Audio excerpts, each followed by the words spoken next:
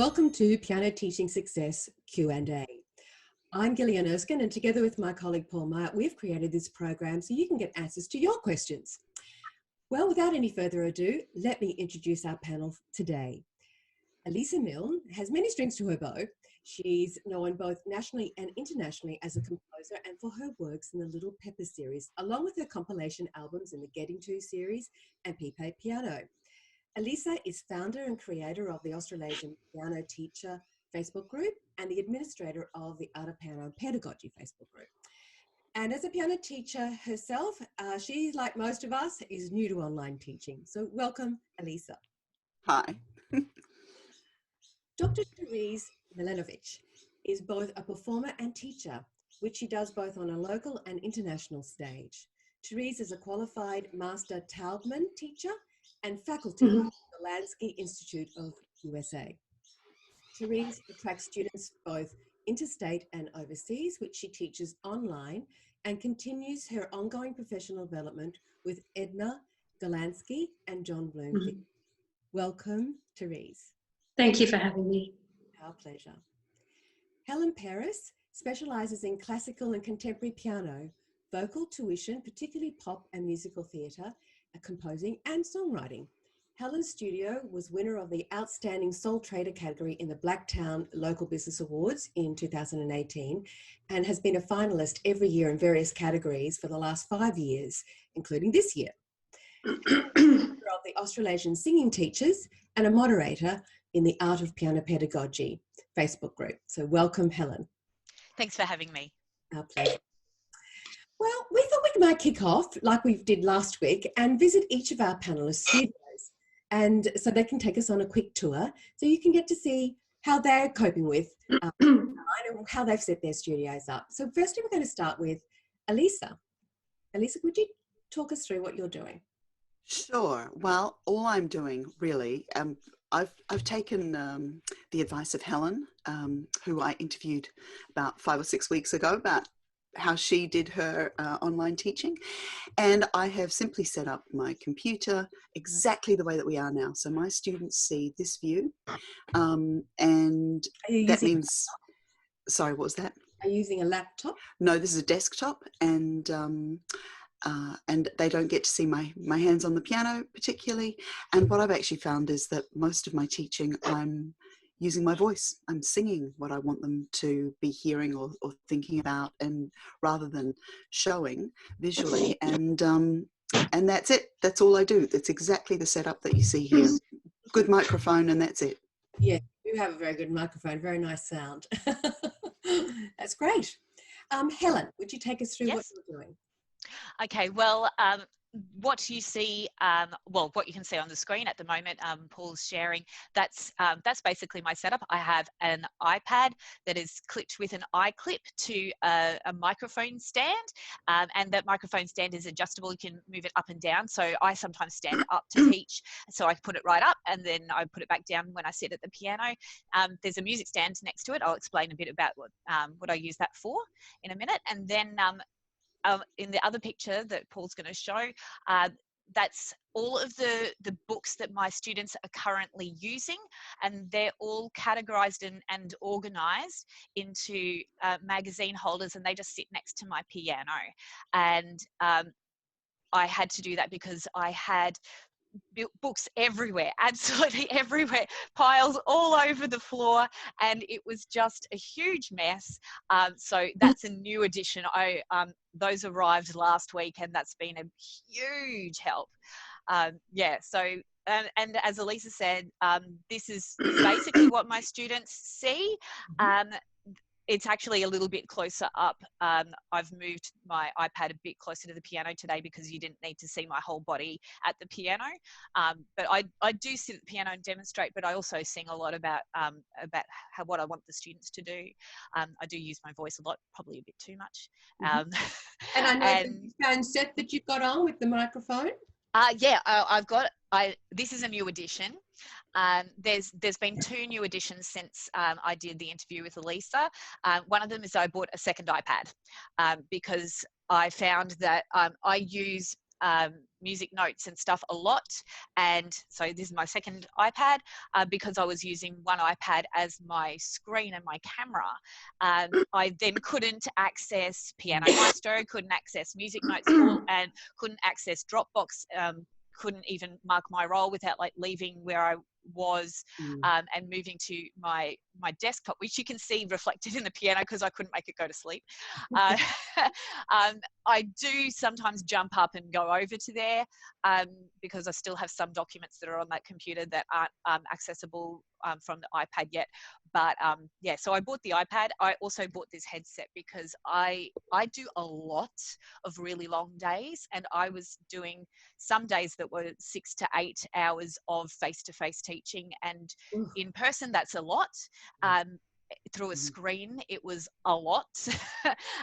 And I found it was very wearing on my voice, and so yeah, I've bought this whiz bang Jabra headset, and it is stopping me from shouting at the iPad now, which I would do every time the students had a poor connection, because if the picture was fuzzy, I felt like they couldn't hear me. It's funny how and show us your music stand, because that's kind of really nifty what you do with that. Oh, okay. So because I found it was ridiculously difficult to do sight reading and things like that, and even rhythm games, like, because I usually have these cards that I made, and so now instead of just trying to hold things up, I put the rhythm that I want my students to clap on the music stand, and I'll move it to exactly where they see it. Yeah, so I do this. And then they can, whoops, it's a little bit further out there, and then they can clap the rhythm, and then I can just switch. Whoops, as things fall apart, I can switch cards over like that and switch them around, and we can play little rhythm games like that, which is very useful and super low tech. Yes, but fun. Yeah, lots of fun, and the kids love it. They love trying to trick me, because they say, "Oh, can you switch these ones around?" And I'll clap it, and then you try and clap it, and yeah. So they love it. Great. So stuff that you're doing now that perhaps you weren't doing in the same way as before. No, I would do that on the floor before. So I'm still doing the same kind of activities, just doing them in a slightly different way. Modifying it. Yeah, that's terrific. Therese, yes. So here's a picture of my studio. I've actually been learning and teaching online for about 10 years now. So luckily I already had all of this equipment in place. So you can see I have a microphone boomstat up above, and I'm just connecting a webcam to that through very high-tech means of various rubber bands and some blue tack. And then I have my laptop at the side of the piano, propped up again on very high-tech books, cushions, some Beethovens. So then I can alternate screens from the students seeing my hands at the side and then looking down to see my hands from above. And on my website, I think we're going to share this later, I've actually written an article about the setup and how to make the most of online lessons. So we'll share that. But please bear in mind that all of the equipment and the advice I've given, that's primarily for people who have committed to regular online lessons, because we can never be in the same room. They might be interstate, they might be overseas. So we can certainly be creative in this time and do things more cheaply and just keep it going. And I've learned from some of my students as well, I've had great ideas. So one was, there's an app called EPOC Cam, EPOC Cam, and that enables you to use a mobile phone as an external camera. So then you can again use a rubber band or blue tack, somehow stick it to a lamp or have a mum hold it above or whatever. So that's another way of providing another camera. And also another student had an idea that in their house they had a smartphone and an iPad, and so we set up a 3-way conference call so that we use altogether 3 different accounts, but it meant that we could have those cameras all available at once. In terms of keeping track of the music, so for my adult students, I'm working from the books, which is fine. But the change during this lockdown time is that I'm now teaching my primary and secondary students online, which I'd never done before. And so what's working really well, again, fortunately, last year I bought a refurbished iPad, which was significantly cheaper and still came with a guarantee. It was an iPad Pro. And I've started using Fourscore. So I've saved all of the pieces into Fourscore and tagged the student's name. So now I have folders. So for each lesson, I can just go to that folder. And as they're playing, I can just immediately mark up the score with anything they've forgotten or some notes, and then email that directly to the parents and the students throughout the lesson. So they have live updates. And that also works really well for theory. So I can just have the iPad facing down, so the overhead view on, and they can see me mark the page. And then again, I can just send that annotated page straight back, so that we really are literally on the same page, excuse the pun. And I find that that's a way of just making sure there's no ambiguity. I have found one benefit though, is that in lessons, it's very tempting, because we're faster as teachers and as adults, to just say, oh, just let me write in the fingering. But with online lessons, it's really the student's responsibility. And you might say, we've talked about that, it's a 3 on the B flat. And they say, yeah. And so, well, I didn't see you pick up a pencil and change that. So I want to see you put that mark on the score, and then next week be, oh, how many marks are there now? You know, so that we're really encouraging their learning by physically writing in instructions. And I think that's an important lesson for if or when things do go back to normal, to continue to encourage the students to write more themselves in lessons. Yes, taking more responsibility for their own learning. Mm-hmm. And sometimes that physical thing of writing, kinesthetic thing, actually makes it stick a little bit more in our brains too, I think, doesn't it? Oh, absolutely. Whatever helps. Yeah. We actually had someone ask, what was the name of that software again? EPO, was it? Oh, Epoch Cam, EPOC Cam. Mm-hmm. And we also had another... without the H, Paul, just EPOC Cam, but they'll find it. Thank you. And we also, from Lorraine C, has said, I have parents send me a screenshot of my students' homework and send them to my WhatsApp account, which I can open on my laptop. So when I need to explain to students, I can link them through Share and write on the music set. So that's another way. So there's all kinds of sharing things that we can do with all kinds of different things. And WhatsApp's completely free as well, which is stable as well, which is also terrific. Okay, so we're going to get on to our first question. And our first question today comes from Patricia Crin, who writes, I've been teaching piano, theory, and musicianship for over 40 years now, and I'm finding it extremely difficult catching up with the technology, as I'm sure lots of other piano teachers are. Most of my students' parents were afraid of having online lessons and said they would just wait till the virus was over. This thing doesn't seem to be going away, so I feel forced to start doing this. I was very interested in what Brenda Hunting was doing, that's a couple of episodes ago, and found that it was a bit over my head. My students are not able to get expensive equipment when most parents have most of our families have lost, one parent has lost a job. Their internet connections are not great, and even my student using Zoom has a lag. My parents are very nervous about starting up online lessons, and most only have an iPad. I think Patricia's wondering where to start. So what advice would you have for Patricia, Elissa? Well, the main thing is just throw yourself into it, I think. If you don't start, you can't learn. And my rule has been just one new thing a day. You can't do all the things at once, but just one new thing a day. So if you've never tried Zoom, or if you've never tried StreamYard's actually the platform I use for my lessons. First off, just find a platform and become familiar with a platform that you're going to be able to use, so that you're not feeling like it's a really big deal to just jump online. That's the very first thing, just to get ourselves feeling like this is a very natural, normal way of doing things. Now, if you're familiar already with FaceTime, use FaceTime. Use whatever is the most familiar. That's the very, very first thing. And the second thing is, when you give it a go for the first time, don't expect to be perfect. Don't expect for it all to magically work the way that you want it to. It's a learning experience for us as well as for our students in terms of adjusting to this whole new way of approaching things. So those are the first two things that I would say. Oh, they're very good, sensible advice. Thank you. Helen, what would you say? Yeah, I just would reiterate, just throw yourself into it and don't expect it to be perfect. I would also say if the students only have an iPad, then that's perfect. That's all that I am using. iPads are great. I think that you get a much better view with an iPad than you do with an iPhone, because the screen's bigger. You know, you can see a lot more. The details are clearer. So I wouldn't be worried about what the tech is that the students have. Some of my students only are having lessons using their phone, and that's working fine.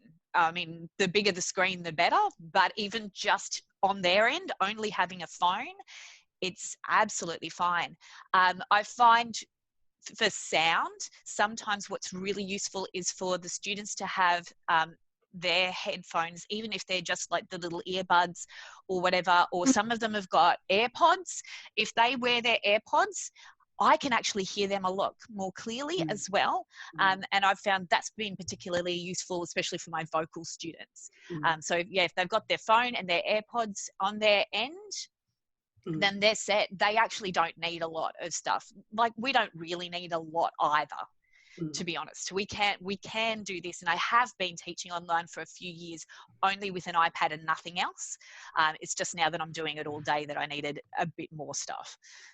Yeah, well, 6 or 8 hours a day is a lot to do. Yeah, it's a lot. And we have a question in about your headset. Is it wireless? Yes, it's a Bluetooth headset. So yeah, this one was quite costly, but it's by Jabra, Jabra. Jabra, and I got that one particularly because my husband is working from home at the moment as well, and he works for the New South Wales government, and they actually gave all of their employees Jabra headsets, but they're wired ones. I tested his out, and I found that the sound was very good, and it was also really comfortable to wear. It's because I have big issues with headphones, like they press on my head uncomfortably most of the time. This pair I can wear all day. So they're really comfortable. But yeah, they're also Bluetooth, so I can move around the room without having to worry about them suddenly being ripped off my head. But they were about $400 or so. So yeah, it was a big expense. Yeah, but you're going to be doing it for a while. Yeah. So that sounds good. Therese? Oh, I think we've talked about a few low-tech options, but I would just, again, repeat what the others have said, in that just start. And I know that a couple of people I've worked with were a bit hesitant at first. And then I just said, let's just try. You don't have to commit to paying for terms lessons in advance. Let's just have one lesson online and see how it goes. And they've all continued from there. And I do feel that in this very strange time when there is so much that is uncertain and our schedules are so disrupted, that it's really healthy to try and continue with routine and to continue giving students motivation to practice and to keep structure as much as we can to their day and to keep them learning music. And I know that some of my students' parents have actually, I had a couple of makeup lessons owing, and they said, oh, can we please space it out over the holidays, because we really need that structure when there's no school. So I think for parents also, although it might be intimidating at first to consider learning online, that they'll really find it can work just fine and that there are so many benefits. So I think we should encourage them, and from our own perspective as well, we really have no idea how long this timeline will continue.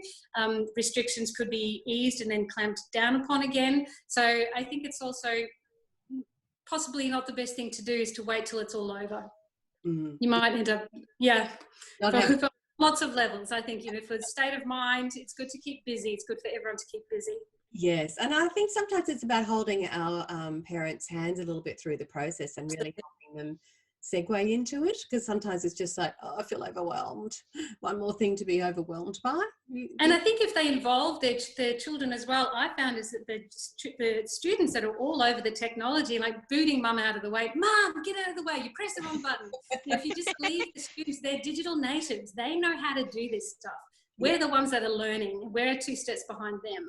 Yeah. I think, Elissa, you had something to say about that as well, the digital native thing. The kids really know how to do. Yeah, actually, I've been having a discussion with some American colleagues in the last 24 hours about this as well. Just kids are actually used to expressing themselves through a screen. They're used to communicating through screens, making little recordings, sending them to each other. this is a really natural way for kids of this age. In fact, I've got a kid of my, there's a kid in my house who's just coming in. I'll come back in just 1 second and finish that answer. Hold on 2 seconds.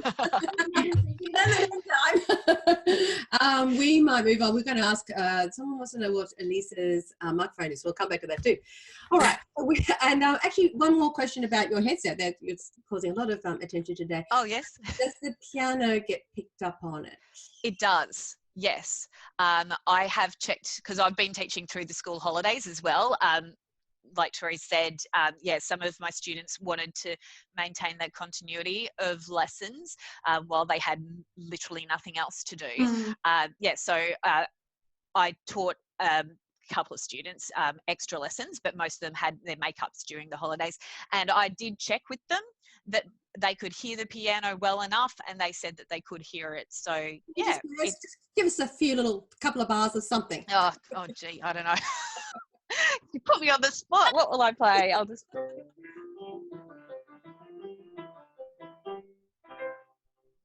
I'm not actually sure how it sounds on the other end, but I'm assuming they can hear it well enough. Could you hear it well enough? We could hear it was softish. So, yeah.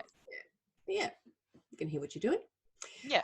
So we've received and continue to receive quite a lot of questions in about setting up tech with teachers saying they feel a bit overwhelmed and a bit confused and in knowing what video resources, because there is actually quite a lot out there, but they don't know which ones to trust and to use. So, so that you can get the information that you need straight away, Paul and I have put together a collection of our favourite resources, and we've had a bit of fun with this, so I hope you enjoy it. I'm going to let Paul tell you about it. Gillian and I have had lots of questions in asking about tech over the last few weeks. It appears that we have 3 groups, and we've dubbed them the Brave Cats, the Cool Cats, and the Clever Cats. At pianoteachingsuccess.com, we've put a page together full of helpful resources from lots of different presenters to help you wherever you are on that spectrum. At one end of the scale, there's tech newbies. These are teachers who are willing to give it a go, but want or need to keep it simple. We've called them the Brave Cats. In its simplest form, teaching online can be kept fairly low tech. You can use a phone or an iPad which may be set up on a stack of books on a side table with Messenger, WhatsApp, Skype or FaceTime. The Cool Cats are teachers who may have started out as Brave Cats and have thrown themselves in and embraced this world of teaching to the best they can. Typically, they're working on a platform like Zoom, have or want a second camera, and are keen to skill up and learn more tips and tricks to make the online lesson experience better. Now for the most sophisticated, the advanced users, the Clever Cats. They may have already been teaching online, or they're tech savvy and they've got themselves all set up. At the top of the scale, we have people like Brenda Hunting with very professional setups with multiple cameras, controlled with either Minicam or, as Peter Simpson showed us last week, the OBS software. They're good at sharing screens, using the annotate function, sharing files with their students, and they're interested in learning about other applications to enhance their teaching, like MuseSchool, Google Docs, and other online teacher helpers and file sharing platforms. Drop into pianoteachingsuccess.com and click through to the online lessons resources. Perhaps you have a suggestion or a video that you'd like to share that might be useful to teachers. Drop us a line at Paul and Gillian at pianoteachingsuccess.com. Well, we hope you enjoy that. It's just a bit of fun. We did have the other option, which we didn't have there, was perhaps the little scaredy cat. I don't know. So we hope you scaredy cats move to Brave Cats and just give it a go. It seems there may well be teachers out there that are still thinking that this is only going to be for 5 weeks and they would just have a bit of a longer break than normal. I do know that there actually are quite a number in that sort of category. But I just sort of want to discuss with the panel, like, where do you see us heading with this? Do you think we'll be back to face-to-face teaching in a couple of weeks or a week or so? What do you think, Therese? Well, we certainly are in unprecedented times, and we can really only rely on the government advice, who've been closely consulting with medical experts. But really, until we have a vaccine or a cure, we're going to be in some loop of restrictions easing, and then, as I said, clamp down again. And if that's 12 to 18 months away, or maybe never, we don't know. There hasn't been a cure yet. Elissa was saying yesterday for other coronaviruses. So, of course, we hope that things will return to normal, but we really have no idea. And in the meantime, I'm working with a student in Singapore, and it's been interesting because Singapore initially was very on top of it, and they were kind of a model for how to manage the situation. But then numbers have crept up again, and once again, everyone is completely locked down. The difference is that they're in tiny little units instead of what we can often be in larger houses with a backyard.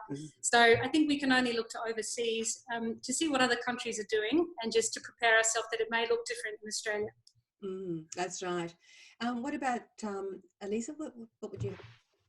What do you? Oh, look, I think the stuff that we're hearing from the scientists and the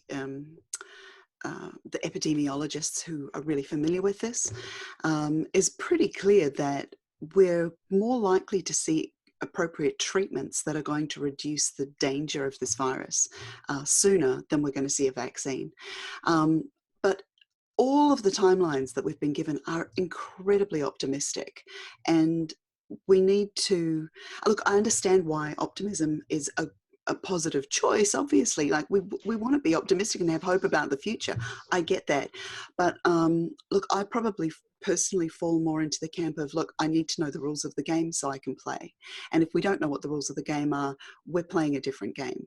And to just be aware that we honestly don't know how soon we will be successful in having a treatment for this, in being able to contain it, knowing that it's the mortality rate is disturbingly high and it's incredibly infectious. It just means a lot of parents probably don't want to send their kids back to school too soon if they have the ability to not do that.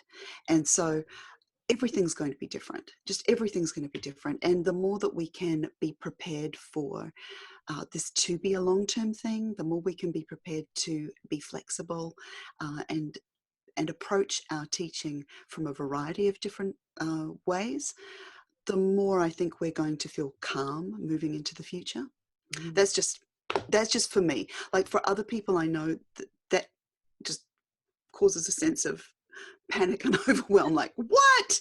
This could go on. But you know, for me, I'm thinking, look, it might be 2021 before I start teaching in my studio again. I don't know. So. And I think we've also, you know, as the Northern Hemisphere is heading out of their flu season and they're coming into summer, we're just heading into our flu season. Yeah. And while our numbers are really low now, let's hope we can have some release of restrictions. So, yeah. So, Therese, Helen, what would you like to say? I've just basically committed to staying online until the end of term 2, and then I'm going to reassess. But to be honest, if it looks like things aren't improving, then I'm quite happy to continue doing this indefinitely, because I'm getting really great results from my students. They're happy, I'm happy. So, yeah. Terrific. Elissa, we keep on getting questions about what microphone you're using. You sound really good. It's a Rode Podcaster, and I don't know the specific model, and to be honest, it's a few years old. So I've got the benefit of having a radio broadcaster for a husband, and he has brought home a few bits and bobs that have been sent in for people to trial. So this one's a Rode Podcaster though, and you can see it just in the corner of the screen, and it certainly looks very impressive. But yeah, when I've got it set up right, it captures everything in the room, and yes, and it's a lovely sound as well. It's good. Okay, let's move on to our next question from Pamela from Stanmore in Sydney. Pamela has taught private piano in her own studio, along with some group classes at Santa Sabina College in Strathfield for 3 years, and has been teaching altogether for 40 years. So amid the new online teaching platform due to COVID-19, I found face-to-face, FaceTime and Skype lessons have proven positive, with students engaging positively, where I'm at my own piano to demonstrate articulation, tempo, etc., and even conducts theory and sight reading components in my lessons. I find that the students are enjoying the classes and are very interactive within the lesson. There are so many positives to come from this new way of engaging students and moving forward from continuity in learning. What specifically have you found to be the positives, Helen? Well, I've actually found that it's made me a better teacher, I think, having to do this. I'm actually demonstrating a lot more than I used to when I had face-to-face lessons. My setup in my studio is that I've actually got two pianos. One of them is a digital piano, but they're perpendicular to each other, so it's really not conducive to, you know, playing duets or sitting side by side and doing like monkey see, monkey do. And yeah, so it just wasn't really working face to face without having to do a lot of shuffling around with, you know, who's sitting at the piano or playing in a different register, for example, and then it doesn't sound the same. But because I can sit and play and just do a tiny fragment and say, okay, let's look at this gesture, let's play this gesture, and then they play, and then I play, then they play, and I find that those kind of things are working really well. And if we actually finally, eventually get out of this situation and go back to face, my plan is to have two acoustics side by side in my new studio. I don't think I'm going to be able to do without that now, because I've just enjoyed that part of it so much.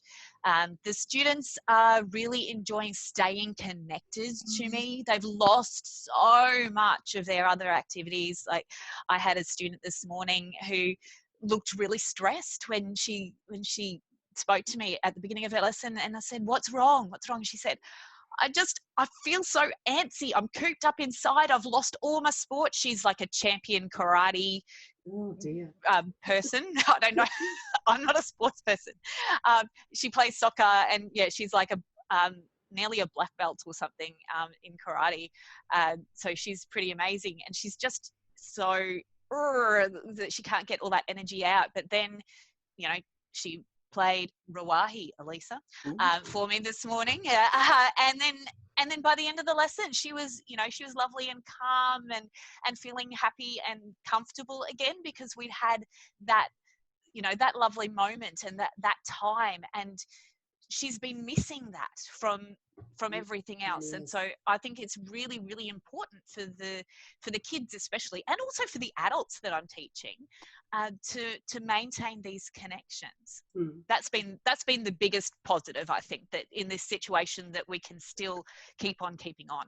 Yeah, absolutely. In the same vein, Colin from Melbourne asked, what do you think we as music teachers are going to have learnt through the experience of video lessons to be able to take back into the studio in one-on-one face-to-face lessons when we resume regular classes? So I think you pointed out that you actually wanted to have the second piano, Helen. Yeah. Elissa, what do you think about this? Look, I think online lessons, having to go through the medium of a screen, it's really throwing up a pretty clear divide between teachers who teach for accuracy and teachers who teach for meaning and communication. And what we're finding through the screen is teaching for communication, teaching for intent is a more natural sort of way to teach than the accuracy model. It's very difficult you can't reach through the screen and put a circle around a note on the page, and you know, you can't point to a note and say, what's that note? I mean, you know, I've seen a lot of teachers trying to do workarounds for that, but that kind of accuracy model is very unwieldy in this medium. So I think that's structurally going to change things a bit. And I know I've gone a bit philosophical here rather than really pragmatic, but I do think at that philosophical level, we're going to see a sifting of the teaching methods going. People who want to go with the accuracy model are going to be finding accuracy solutions, and people who are more flexible with going with an intent model, for want of a, I mean, I'm just making this up now. It's not like there's not papers out there who are, who are saying, oh, there's two different models. I'm just, positioning it this way. But I think there's going to be a really clear divide, and it's not the same thing as a classical versus pop approach. It's not the same thing as serious versus just doing it for leisure. I don't think it's that. I think it's a more fundamental thing about what is the role of the teacher, and that's going to be really interesting to watch unfold over the next months. Yeah, absolutely. Therese, do you have something to add? Oh, I guess a couple of thoughts. Again, sort of going from the more philosophical, broader picture, I think this time is providing us all for an opportunity to reflect on what do we want life to really be like? And do we want to just jump back into what was normal? We're seeing huge changes, positive changes to the environment. And in terms of our teaching, I've really noticed that the students I'm working with have much clearer headspaces, because they're not balancing 4 different sport activities and 2 instruments and running around and long commutes to school, that they have more time. I'm finding they have the headspace for more practice, and they're clearer. They don't come in looking stressed and harried. So hopefully that's something for them and also the parents to consider. Do we need our schedules to be as crowded when it is possible to resume more? Another thing which I think we can all take into the future is that now that we've all had the experience of online delivery, if a child is feeling unwell or we are feeling unwell, that we can suggest, let's just have an online lesson today. I'm sure we've all had the experience where a child has been kept home from school, and 3:05, they're in our studio with the parents saying, oh, well, they're good enough for piano. And you're thinking, I don't want you touching my keys. Get that snotty nose away from me. So I think that can really protect all of our health moving forward. And on a slightly more serious note, I think one huge benefit of online delivery is that we can we can develop in students the ability to really watch our hands on the keyboard. We can't touch them, which particularly in the early stages I find very helpful, but in lieu of being guided by touch, they can really learn to analyse where is our hand on the keys. If we have to move in for a thumb on the black key, for example, we can get them to notice, where is my thumb in relation to the black key? Where is my 5th finger? And at first they will have no idea and they'll say it's the same, but then they can become more sensitized to that. And so as Helen mentioned, we can all demonstrate more as teachers now. It's much easier, rather than especially shifting a small child who's piled on a big stack of books. We can just play, they can play back, and we can really compare the differences. So I think that's a great skill that we can enhance during this time. Yeah, and it makes the learning process perhaps more effective.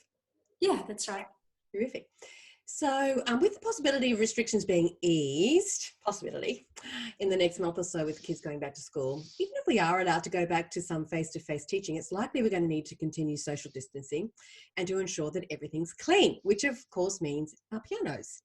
So Paul went and visited Kawai this week to find out exactly how to clean an acoustic piano. With the easing of COVID-19 restrictions, there may be a possibility to going back to face-to-face lessons. If this happens, we're going to need to make sure that we're really looking after our students and ourselves. So I've come to Kawai Australia to speak to Andrew Romsey about how we can clean our pianos safely. G'day Andrew, you're here at Kawai Australia, and what's your job here? I'm the piano business executive in education and acoustic pianos. And we've come to have a look at how to clean pianos today, but I just noticed that you happen to have this beautiful piano. Tell us about it. So this is the EX Concert Grand in the Shigeru Kawai range. Well, let's hear it.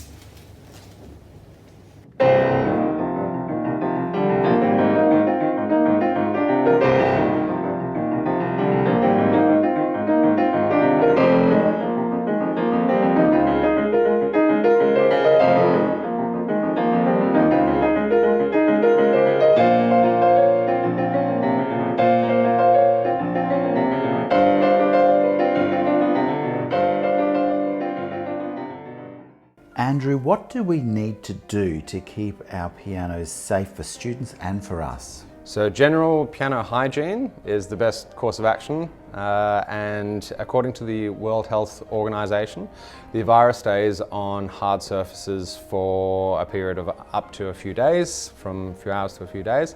So the best thing you can do to protect yourself and your students is to keep your piano clean. Our official recommendation would be to use some antibacterial wipes, so such as this, purchased from Coles, kills 99.9% of germs, and microfiber cloths. So gentle on your piano, less likely to scratch or do anything like that. So that's our official recommendation. Because moisture is not your piano's friend, you want to try and minimize the amount of moisture that gets into the working action, and particularly the wooden keys, for example. So what we would recommend is, if you want to use these antibacterial wipes, some of them are quite wet, so what we would recommend is that you keep the keys in position and you gently clean each key. Try not to press them down, which will expose the wood either side. And then once you've done an octave or so, microfiber cloth, just to take off any excess moisture. Voila.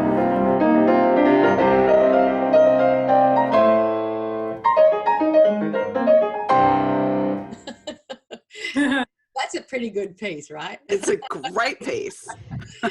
By Mike Dooley. It's called ROCKATTA, like as in toccata, but ROCKATTA with a rock. And it's available in digital format from Black Rock Music. So look at the information to get if you're interested in playing that in the show notes. Let's move on to Margaret from Cobram, and she asks, to have our students assessed with P-Plate Piano, Book 1, 2, 3 or online, do we enrol as usual through AMEB enrolment login? And we've had an answer. We've asked the AMEB because they're in charge of this, and Bernard Pasquale, CEO of AMEB, overnight has come back with this answer. The short answer is yes. Each state is offering a P-Plate Piano video exam, and you can enrol through the regular state office enrolment system. So as always, when it comes to an AMEB exam or an enrolment question, we recommend you start with the All State Office website to get the most up-to-date information. Oh, let's move on to our next question. As you know, Elissa Milne is responsible for P-Plate Piano and has been very busy over the last week composing a new collection of pieces, which she has penned the emergency kit, especially for teachers to use during COVID-19. So watch as Paul chats to Elissa about her collection. Around the world, teachers are helping each other and creating some amazing content. We are so lucky to have Elissa Milne here today, and I snuck out and got Elissa's emergency bundle, and for my students, and I'm that excited. So I just want to say they're brilliant. Thank you so much. It's just like being in New York. Well, I'm so excited that you immediately just connected with that side of this music, because it is my little tribute to New York, you know, sort of unintentionally, to be perfectly honest, because I don't know if you took a look at the story behind the emergency bundle there, but my mum wrote this piece called 44th Street, and she called it 44th Street because it's got 44 fourths in it. You know, like it's just fun. And next thing I said, wouldn't it be funny if we did a piece that had 42 seconds and 46 sixths? And next thing you know, once we'd done those, I was like, actually, I just want to keep on making more. And it turned into this whole tribute to New York City, like just the further we went along the way. Well, I've got to tell you, my favourite is the sun shower on 45th Street. It's so beautiful, and I've been practicing my little heart out all morning, you know, that I can play for you.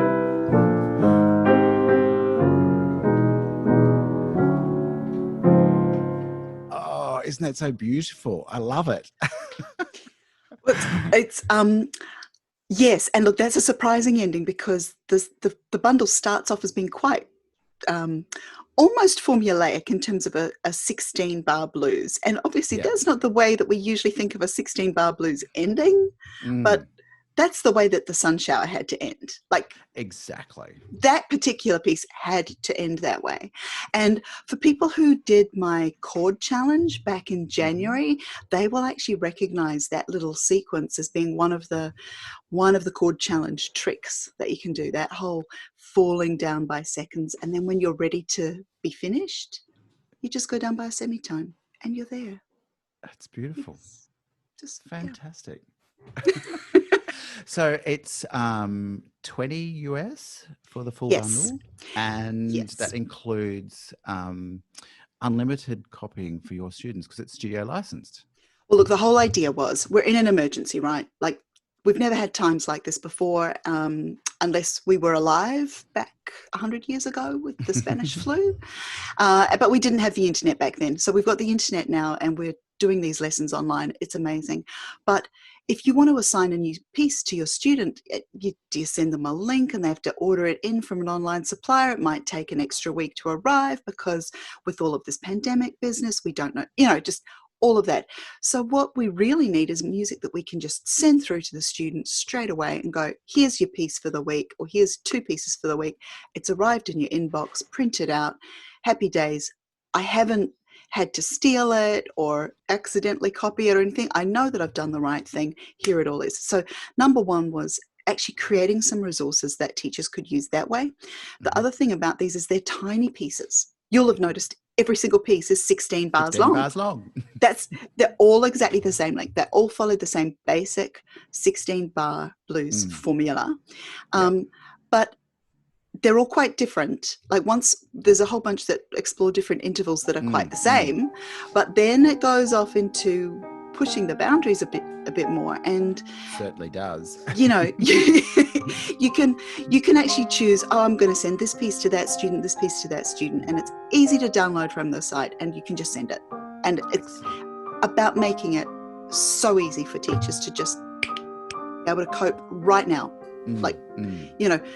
Maybe they want something different in 6 months, but right now, I thought this was the kind of thing that could be helpful.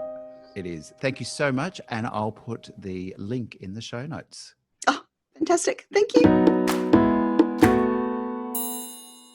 Yes, the link will be in the show notes, but I think it is available from, is it Elissa Milne? No, it's actually, to be perfectly honest, you want to go to the link. I'm not quite sure. It lives on a website called emergencybundles.com, but I don't know that you can. I think you need to go through the link. Go through the link in the show notes. Let's just make this really simple. Terrific. So we have, actually, Elissa, I'm wondering whether you would, we've had a number of people keeping on requesting, would you play a few little bars, maybe of one of these for us, because they want to know what your piano sounds like. What it sounds like with the microphone. Okay, well, let me just see. I have by accident, the emergency bundle here. I'll just do Strut Street. Okay.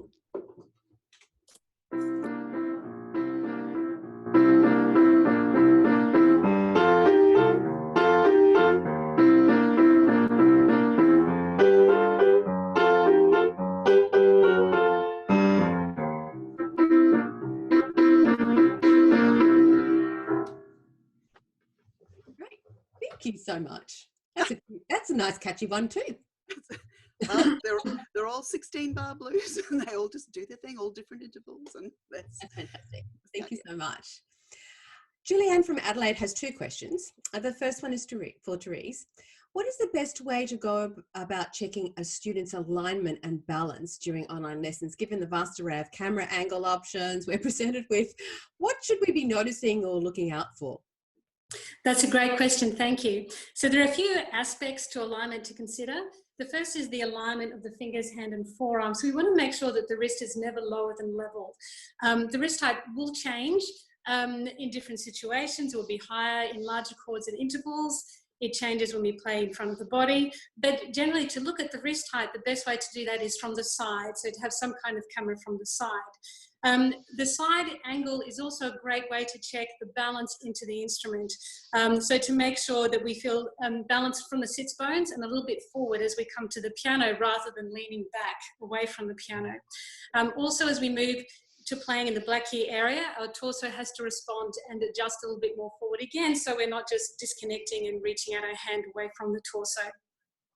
Then to check for the alignment, sorry, just trying to get my hand in the view there. So to avoid twisting the hand away from the forearm like this, which is one of the main causes of tendonitis, the best way to do that is to look from above. So to have some kind of camera positioned above. So it's a large topic, and you know the alignment again looks different for different types of chords. Even the same chord will have a different alignment over the different registers of the piano.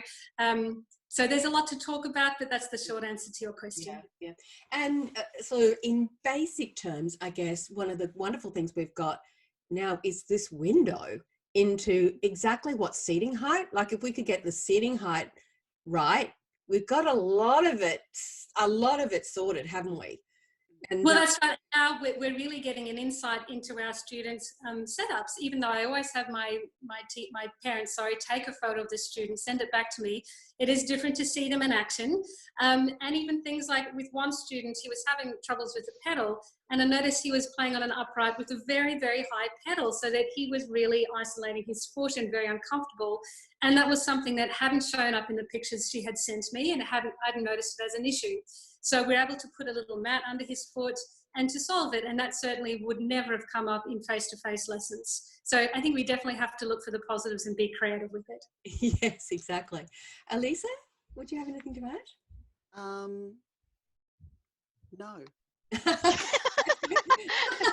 Actually, on that pedal thing, some of those really old uprights have that, as you were saying, that pedal is quite a long way from the floor. And sometimes kids do that whole thing when their whole knee comes up, no, rather than using their heel as a lever. That's right. Yeah, they can be very uncomfortable. Yeah, so it's worth checking for that. So sometimes we get a window into exactly what they're doing at home. And second question is probably best directed to Helen. I'd love some tips on voice warm-ups so I'm not hoarse after the lessons at the end of the day. Helen, as a singing teacher, have you got some tips for us? Yes. Okay. Well, first I'll preface it by saying that no matter how good your vocal technique is, no matter how much you warm up, if you're not hydrated, and if you're doing a lot of teaching, and if you're doing things like having to shout at the iPad like I was doing, you're going to end up being very vocally tired, because it is a big load, and the vocal load is just as important as the vocal technique. So that's my first takeaway. The second thing is, if you can get something like this, or just something so that you can hear better and can be heard and don't have to shout so much and don't need to use your voice as much. Keep a bottle of water right next to your piano so that you can sip during the day. This is my special teaching bottle with my name on it. But in terms of warm-ups, the best thing that you can do is gentle humming across your range, and things like lip trills, like that's a really, really gentle exercise. And making sure that you go all the way up to the top of your range and then back is great as well, because what the vocal folds need a lot of the time, if you're using them a lot in this lower part of your voice where we speak, they can get quite tight, and that gives them the opportunity to stretch right out. Because the higher we go, the more that they lengthen. So there's also some kind of sighing exercises that you can try. There's a really great one that I actually pinched from Lucy Durack, the musical theatre performer, and she goes, "Why me? What did I do?" And it sounds like a whiny toddler, but it's a lot of fun. And apparently she says that she locks herself in the bathroom every morning. This is what I've heard directly from her. She locks herself in the bathroom every morning. She does that for 5 minutes, and then she feels like she can face the day. Maybe there's emotional content there as well. But yeah, it has to be done gently. If you do these warm-ups like full on, it's like running a 100-meter sprint without having actually done a warm-up. So, you know, think about what do we actually do with our bodies when we exert them. Well, we've got to get our heart rate up, we've got to get the blood pumping. So physical warm-ups are actually really good too. So just coming into it straight cold, like being cold, is not good. We've got to get our blood pumping, we've got to stretch, and then we can face the day. Being hydrated, super important. And if you feel tired, vocally tired during the day, give it a little bit of a break. Do some gentle humming or sighing. All those lip trills are really great. But yeah, the most important thing is if you've got a huge load, like I did, 8 hours of face-to-face teaching, that was ridiculous, and it still is. This is going to be essential. I was waking up, because I only teach 4 days a week, but I teach like 4 11-hour days. Yeah, it's crazy. So on the Friday, I was waking up with no voice. And that's even with my excellent vocal technique and, you know, years of training. It's because when we get tired, we fall back into our old bad habits. And even if we've, you know, been training for years and years and years and years, those old neural pathways are still there. I think also that one you said before when we started out, that if you can't hear someone, if you can't hear very well, you tend to speak louder because you think they can't hear you. Exactly. It's just one of those things, isn't it? You know, yeah. My dad is a bit hard of hearing, so, you know, I try to speak louder, but, you know, I don't know. Well, anyway. And sometimes it's not about the volume, it's actually about the clarity. So if you are really concentrating on your articulation and making sure that you're clipping all of your consonants really clearly, then that can be much more effective than somebody's driving a motorcycle past our house. I'm not sure if you can hear that. That was really loud.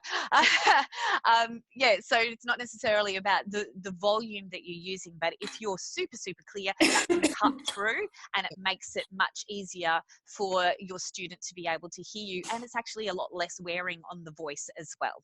Terrific. Well, that's all we have time for today. And I'd like to thank Elissa, Milne, Dr. Therese Milanovic, and Helen Perris for being with us today. Next week, we've got another amazing panel for you. We've got Daniel McFarlane, the founder and creator of Supersonics Piano. We've got Scott Lamb, who is a recipient of the AMEB's Teaching Shield. Scott's based in Sydney and specialises in more advanced students, but does have some beginners as well. And we have David Statham, who joins us from Perth. David is one of the owners of one of our largest Forte schools of 900 students, and it'll be interesting to see his journey from taking 900 students into online lessons in about a week. So it'll be interesting to have him with us as well. In the meantime, keep those questions coming in, and I'd like to thank Paul Myatt, who's been producing today's show and responsible for all of the videos and behind the scenes tech. Today we have a bonus treat for you. We have Bas Buwalda, a 15-year-old boy who Paul has taught from a little one of 3 years old. He now lives in Singapore, and Paul has continued teaching him online. And given the restrictions, Bas has become a little bit bored. So he and his friend Jaime have put together a short video of a song by Chet Faker called Talk is Cheap. We're delighted to share it with you and to finish the show today. And on behalf of all of us, stay well, and we'll see you next Thursday. Bye.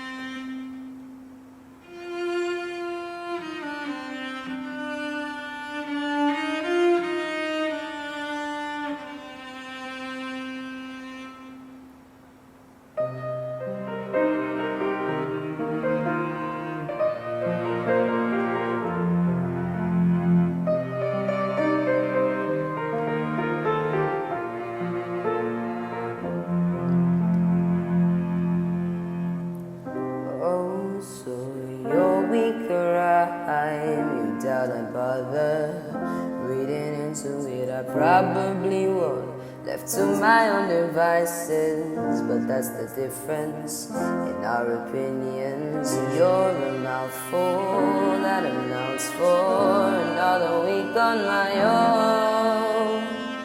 I'm a novel are the same with my thoughts.